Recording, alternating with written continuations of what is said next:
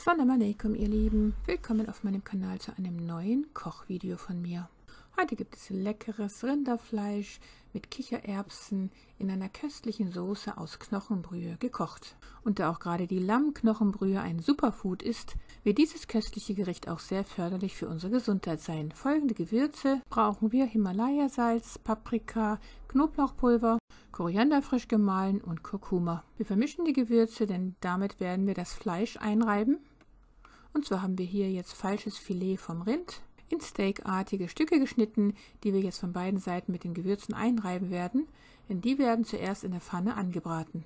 Und zwar geben wir dazu natürlich Ghee, man könnte aber auch natives Kokosöl verwenden, um diese Fleischstücke darin anzubraten. Denn zum Anbraten sollten wir niemals ungesättigte Fettsäuren verwenden, sondern ausschließlich gesättigte Fettsäuren aus Ghee oder Kokosöl, da diese keinen Schaden durch die Erhitzung nehmen. Schaut euch gerne nochmal mein Video zur Toxizität von Speiseöl an. Nachdem wir die Fleischstücke von beiden Seiten auf großer Flamme angebraten haben, geben wir jetzt klein geschnittenen Lauch hinzu und drehen nochmal die Fleischstücke um und dann drehen wir die Flamme schon mal ganz runter.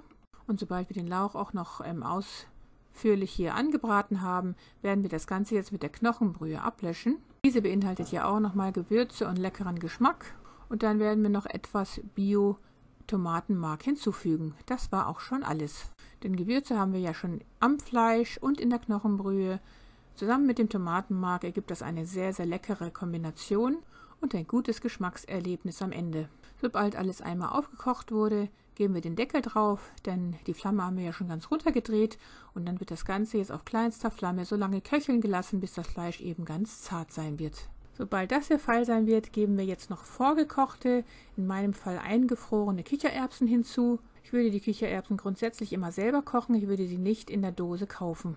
Der Herd kann jetzt schon ausgeschaltet werden, denn die Hitze reicht vollkommen aus, um jetzt hier die gefrorenen Kichererbsen aufzutauen.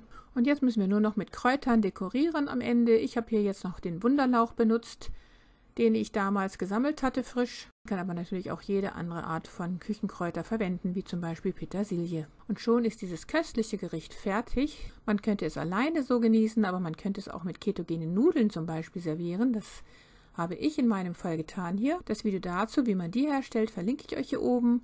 Man könnte allerdings natürlich auch ketogenes Brot als Beilage verwenden. Ein Video dazu verlinke ich euch hier ebenfalls. Mit diesem köstlichen Gericht tun wir unserer Gesundheit sogar noch etwas Gutes, denn rotes Fleisch ist entgegen dem, was man in den Medien immer hört, sogar sehr gesund. Es versorgt uns nicht nur mit essentiellen Proteinen, sondern ebenso mit Hämeisen, und das ist die best verfügbare Form von Eisen. Rindfleisch ist die zweitbeste Quelle von L-Carnitin.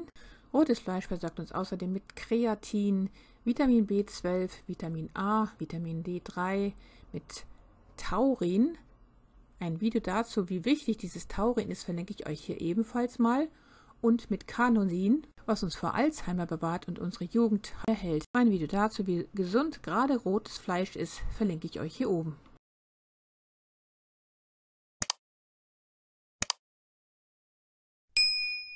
Liebste Grüße, Salam alaikum, eure Mariam.